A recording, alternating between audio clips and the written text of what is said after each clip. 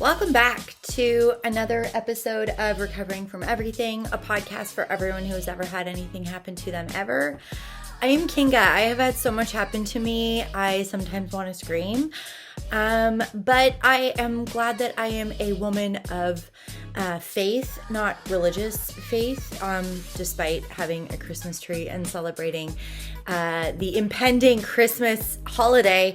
I am not a religious woman. I am deeply spiritual, and I understand that everything is for my greatest and highest good. And I say that through gritted teeth and gratitude for the universe for providing me with opportunities to grow and evolve as a woman and as a human.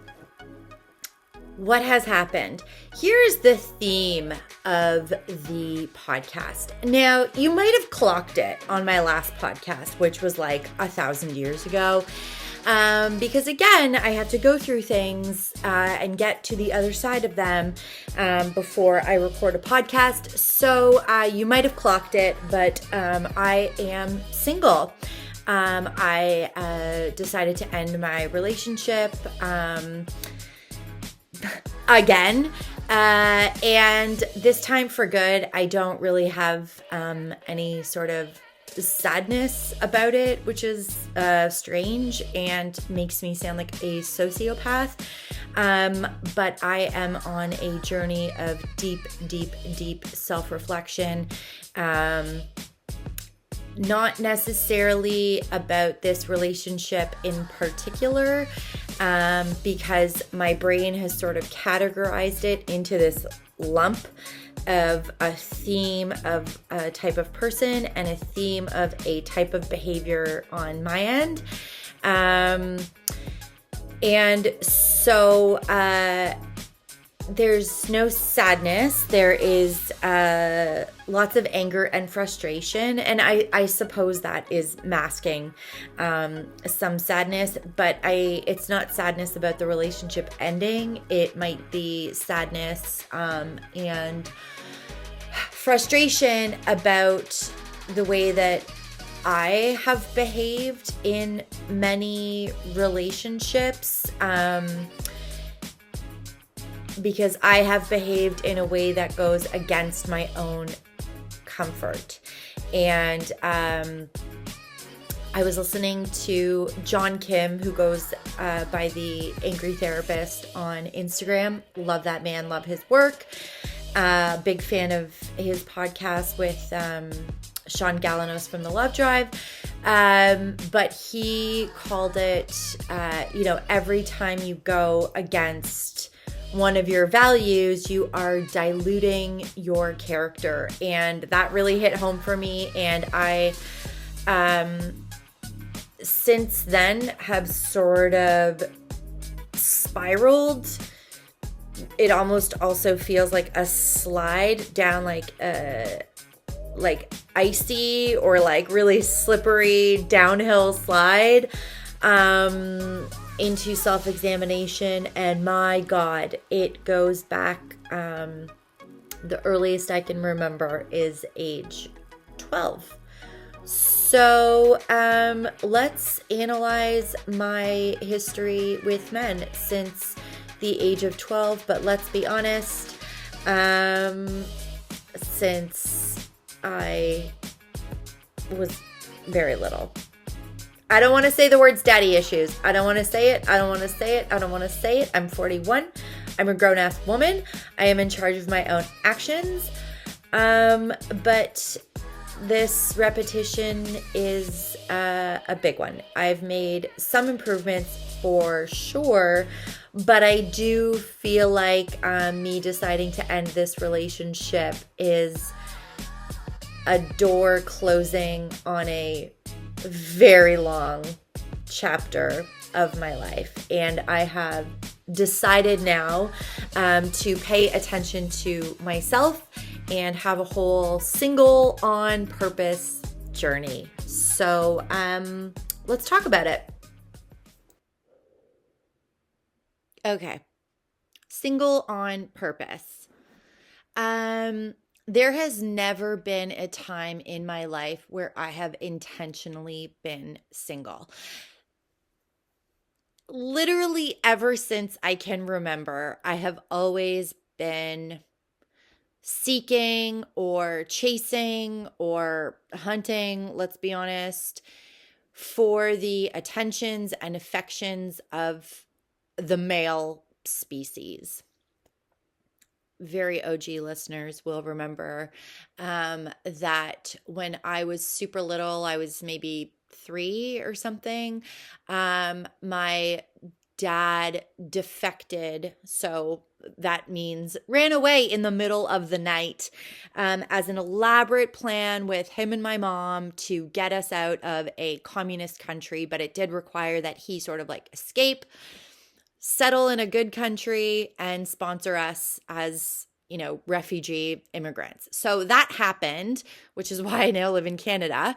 But I didn't see my dad for a couple of years. So I often attributed my drinking and behaviors that came with my drinking to this sort of like void, just this like longing, can't quite ever fill that void, right? And so we remove alcohol, but we're geniuses, man, and we will find a way to seek in external sources a way to fill that void. And with me, I think a lot of it, even in my, like, when I was young, looked like, seeking the attention of males.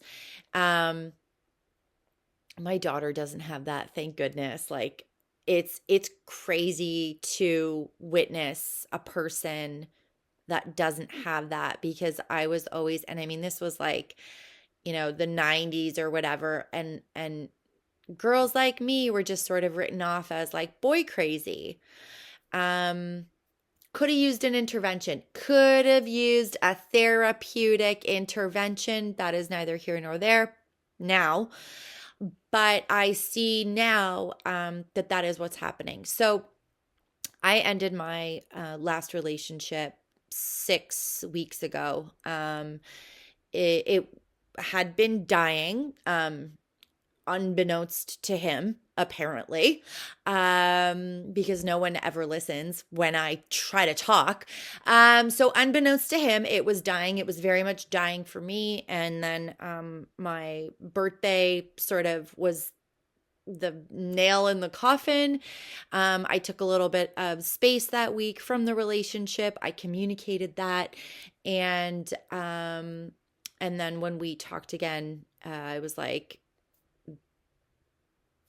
it's best we go our separate ways. That conversation was extremely painful. And we, I think, had very different experiences of the relationship and of that conversation. So some lingering frustrations there. But I've had about, so that was about 6 weeks ago. So I've had about a good like 4 weeks, and then especially in the last 2 weeks to have some experience, some revelations, some enlightenments. And one of them was last weekend. My daughter grabbed one of my old photo albums from when I was 14. My girlfriends at the time had made me this photo album of pictures of us, and they like wrote little letters everywhere and included some of the notes that we had passed around and whatever. And it was it was wild. What a trip to go through that. But there was one photo of me doing a cartwheel on a diving board, and they had written, you're always flipping out over some guy. And I was dumbfounded that my attachment, the way it is today, goes back to 14. And it's actually, I did some mental gymnastics, and obviously, you know, the first person that I obsessed about and longed for was my dad, who had left in the middle of the night and I didn't see him for 2 years. But should I just name names? Damn. All right. So then at 12, it was Nolan, who was a effing D to me. But I loved him. Then it was Matt. If you're like my like best oldest girlfriends, you know exactly who I'm talking about. Then it was Matt, who was so nice, but and I think we did love each other. We just, I don't know, you're 13. You don't talk, we're not talking. And then after that, it was John, my first kiss during my first drunk. God. Then after that, I had my first boyfriend, but he went to a different high school. So it was like long distance and it didn't work out. Then it was John, who I had just started high school and he was a couple years older than me and he was so cute, but he like was not nice to me. He really like emotionally felt for me. That much I knew for sure. But he was not nice to me and I loved this person. So by the time I was 15, that had happened to me romantically 3 times now. And I was like in love with these boys. Not to mention, my father was at home being a fucking tyrant to my whole family because he, at the time, was fairly emotionally immature, didn't know how to regulate his emotions. If he did, he wasn't doing it. And he was like a huge asshole to us for like a really long time. Just like really said mean things and was just like angry all the time. So this man that I loved, that I'd been missing, that I loved, right? Girls and their fathers, was like mean to us all the time, mean to me all the time. So when boys were mean to me, it was just like, yeah, like this the red flags, like those weren't a thing in the 90s. So I just kept loving men, we were teenagers, boys that were like a little bit mean to me. So this carried on until now. So the person I just broke up with, truthfully, the majority of the relationship now in hindsight felt like a test of like how much I would ignore and how much I would put up with. And I don't know if that was like a self-sabotage thing on his part. I don't know. That's something, you know, he can work out with his therapist if he ever goes. But like for me, the frustration I have now is with myself for ignoring, rationalizing, not taking myself seriously, diluting my character because I was just like, oh, these are my values, but you're disrespecting them. Like, I can put them on pause for a while. Like, you know, it's so stupid. Oh my gosh, Kinga. It's so stupid, but two things. I know that if I were to start dating again, I would just pick up right where I left off. And literally for the first time since I was 12 and or 2 or 3, I am intentionally closing the door on males. I can't even call them men because to me, nobody in the last 45 years was a man.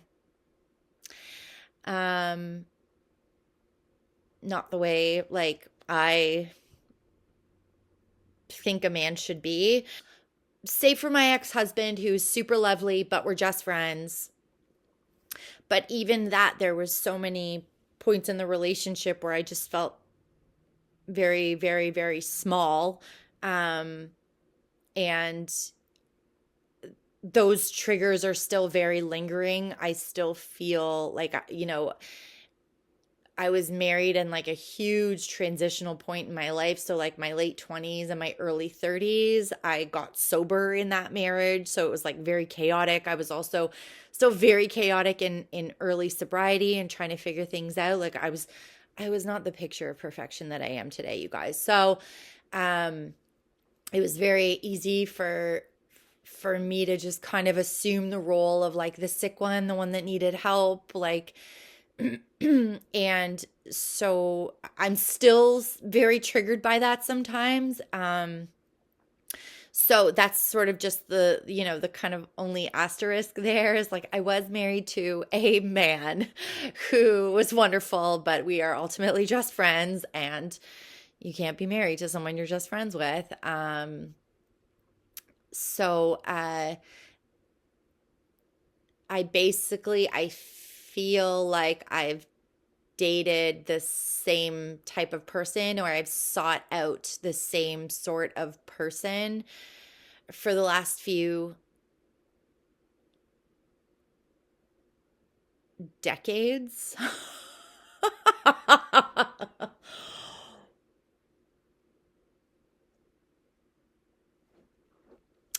Decades. So, single on purpose right now. And it is the weirdest thing because I love this. I feel like cravings sometimes. Like, I go to the gym now because I am, I don't know, a muscle woman. And, like I find myself scanning if there's any attractive men in the gym. But it's so funny because I want nothing to really do with them now, and I'm so like excited and comfortable in this like little boundary I've set for myself to be like, okay, we're single on purpose for now until like we can heal some stuff and sort through some stuff. At the very least, promise not to rationalize any red flags ever again. So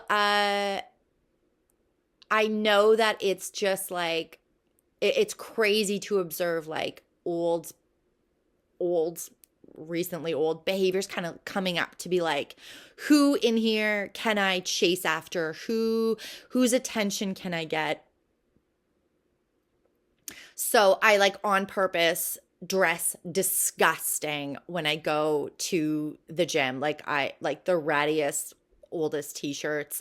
My mom offered to get me some gym clothes for Christmas, and she was like, Lulu's having a sale or something, and I was like, no, like I don't care about that right now. And she's like, oh, just for yourself. And I'm like, oh, that's like a really good point, but I'm too attractive, and the males will flock to me, I fear. So no, that's not at all what I want to focus on. I just want to think about me. I want to know what my life is like when I'm not making allowances and exceptions and efforts for a man. Do you know, I was thinking about it. Do you know how many pounds of like hair I have shaved off of my body in the last couple of decades? Do you know how many outfits I bought because I wanted to be attractive for a man?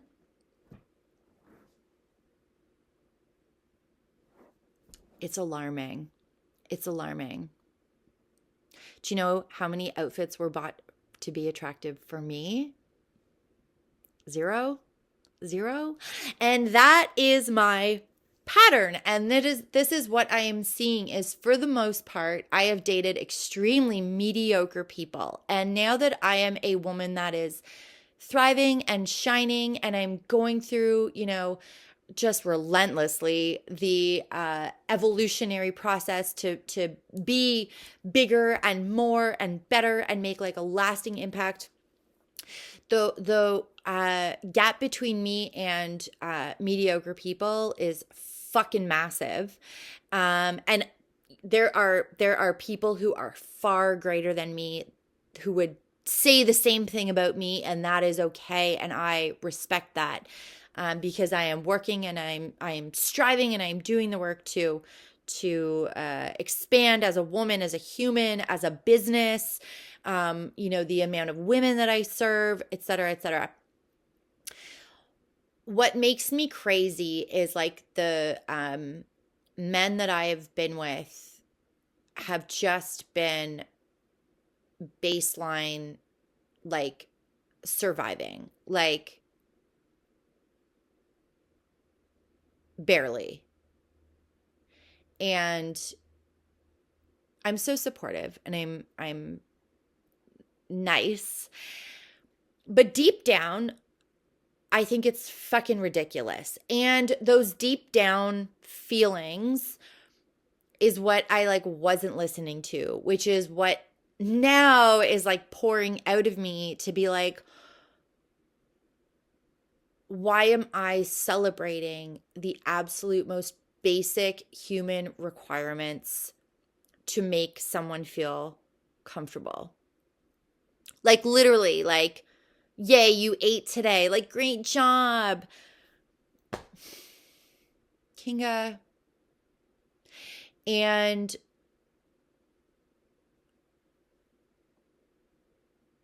I need to acknowledge and figure out what the fuck it is about me where people feel like they can latch onto me and then like relax and stop doing and stop growing. And I think I'm very maternal. I think I can be controlling. And I've worked hard to not be controlling and to really like separate and not be in a codependent relationship. And I don't think this last one was a codependent relationship. I think I still had very lingering like mama bear tendencies, and God forbid you make the man feel bad about himself, even though he's fucking strutting around like an angry teenager all the time.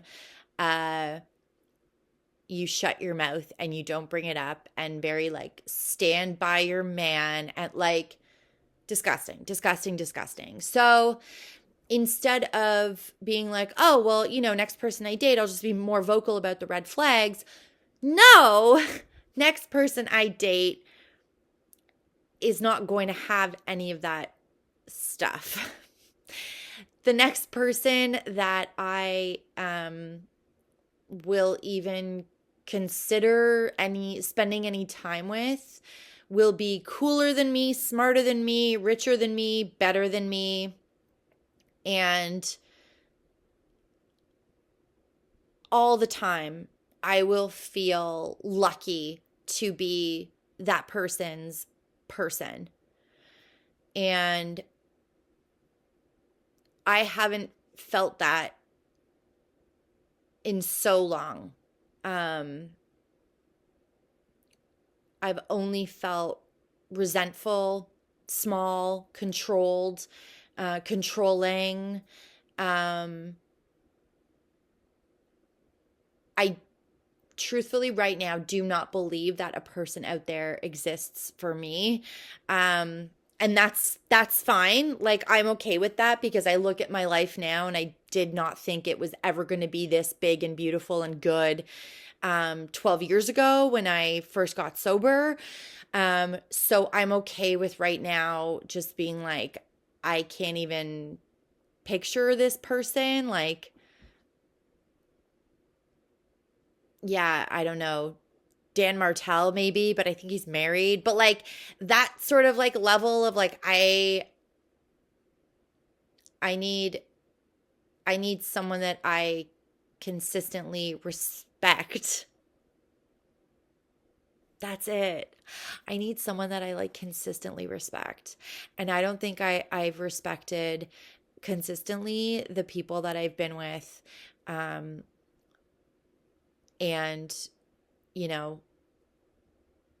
most recently, yes, but in the past, absolutely, I have not been someone that, people could respect. I've done crazy shit. All of that.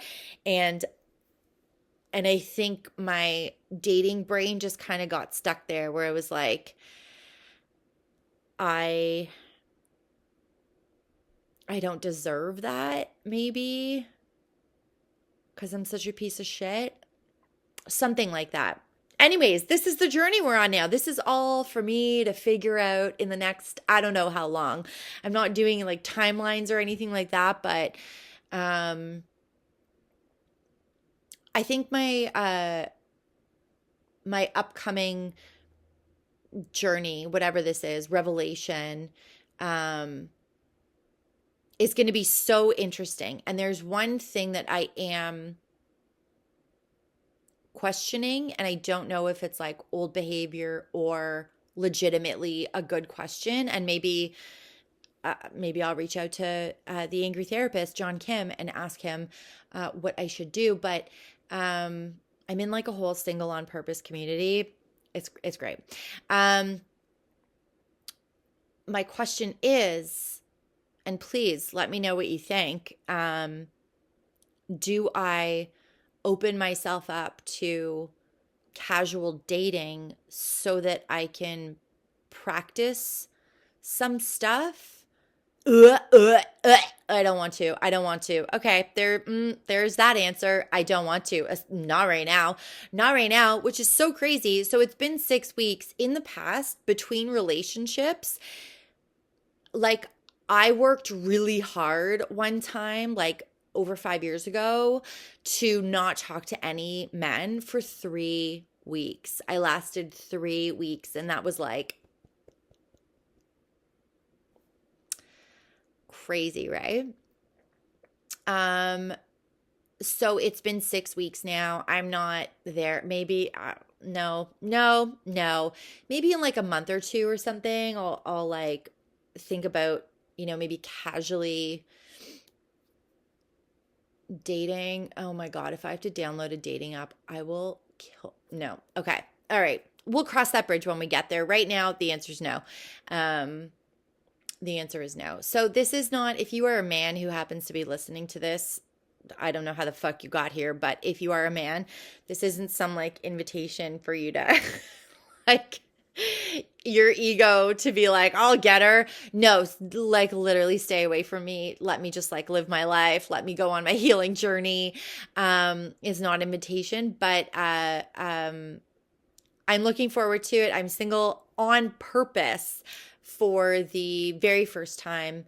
It's going to be beautiful. I'm going to get to know myself without the influence, without the outside energy of a man, without thinking like, if I wear this, is a boy going to like it? I'm at a point right now where I might stop shaving my body. I don't know. We'll see. We'll see, you guys. Anything could happen. I will keep you posted. And thank you for listening or watching to another episode of Recovering from Everything, a podcast for everyone who has ever had anything happen to them ever, including being single for the first time in decades. It's going to be good. See you soon. Love you. Bye.